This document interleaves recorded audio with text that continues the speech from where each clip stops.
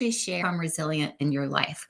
I've realized that throughout my life, resilience has been my superpower. I'm not great at avoiding challenges, just like any of us. I have a normal life with tons of challenges in my business, in my personal life, in every regard.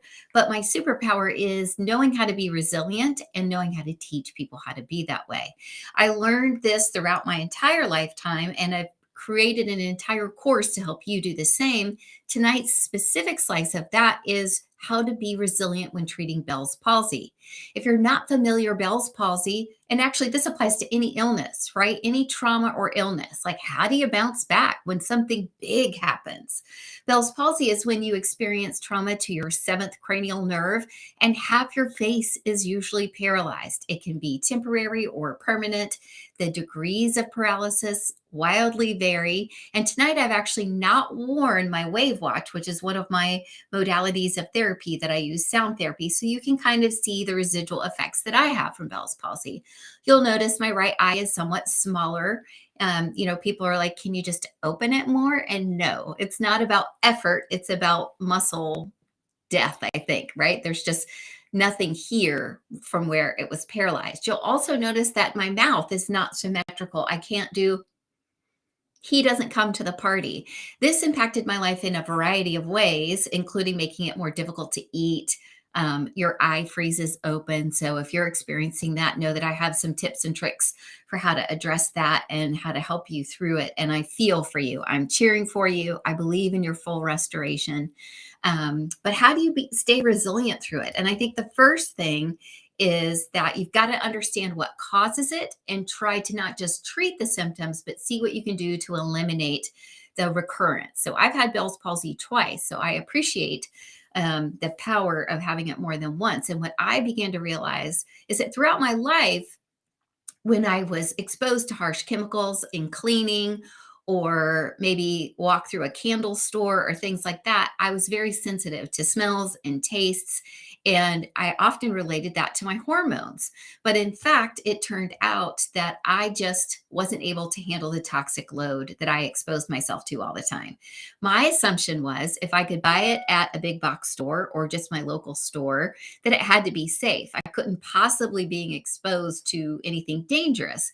And in fact, when I got sick, I asked my doctor, how could this happen? And he said they don't really understand how it happens. They're not sure what the causality is, but I certainly connected the fact that what I was doing, if it was just what was in my toothpaste, well, that's allowed through the different regulations that we have. If it was just what was in my makeup, that's allowed through the regulations that we have. My cleaning, my laundry, all the things, all the products that I was using, all the air that I was breathing, it turns out every single one of those independently is okay.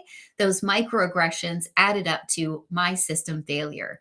I couldn't process all the stuff that was around me all the time. And so I slowly and carefully started detoxing my home in a super affordable way. And I found a different way to live that was just as simple, maybe more affordable, certainly smells better, and preserved my health. Because in fact, we experience over 300 chemicals every single morning just getting ready as women, whether it's our lotions or our soaps. And over time, our bodies struggle to manage that toxic load.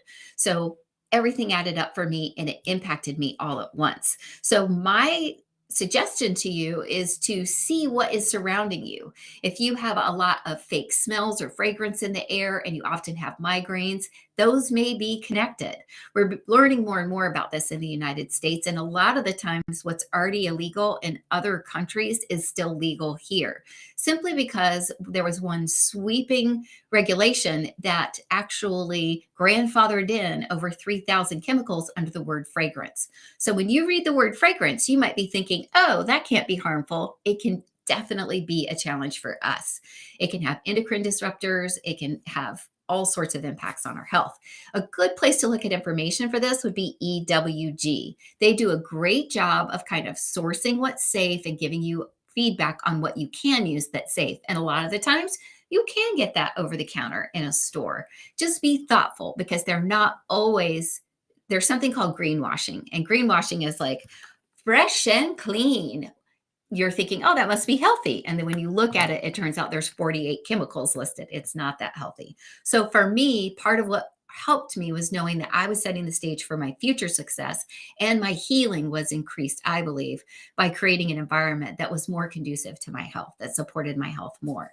The second thing is there are lots of treatment options. It doesn't always feel that way when you go see your doctor. And I certainly recommend that you follow anything that Western medicine is recommending. That is typically going to be a steroid treatment and an antiviral treatment. I had Bell's palsy 15 years apart, and the treatment protocol for Western medicine didn't change at all.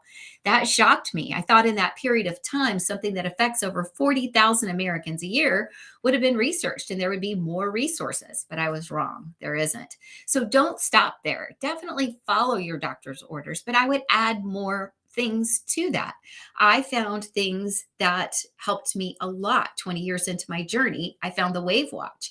If you had told me that 20 years in, I was going to be looking better and feeling better, makeup would be easier for me to put on, salads would be easier to eat, I would be sleeping better because I had more control over my facial muscles, I would have laughed. I mean, at a certain point, you start to feel like you've done as much as you can do. But regardless of the health issue that you're battling, I want to give you inspiration and let you know that after 20 years, I did find something to help.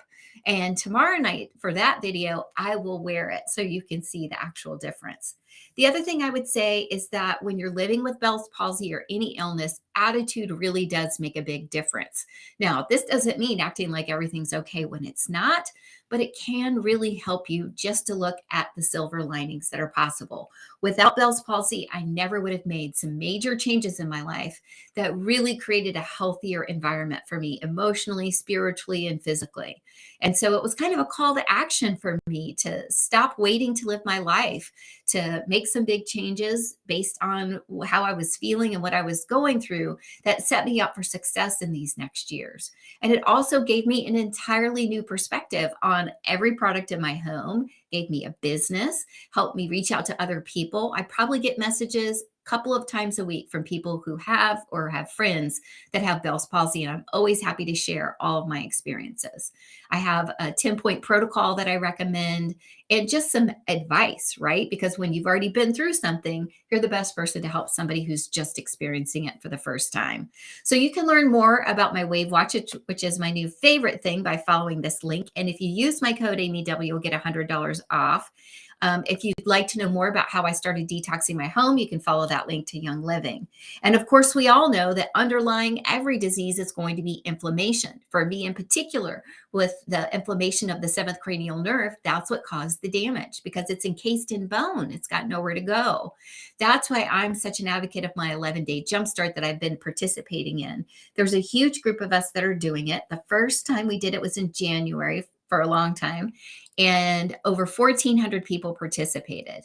It's launching again February 6th, and you can be a part of it. All you need are the supplements to do it, and I can give you the link to that. Everything else is free. We're talking about meal planning, exercising, daily coaching, and an incredible group of people that are all working to decrease the inflammation in their life. Will you see weight loss on the 11-day Jumpstart? Absolutely. I lost 6 pounds. My goal is to do that again in this next month and again in the third month because I'm sticking to it. I have to tell you that for me, I immediately saw my face looked different. My fingers felt different. The inflammation that I lost by making simple, affordable changes.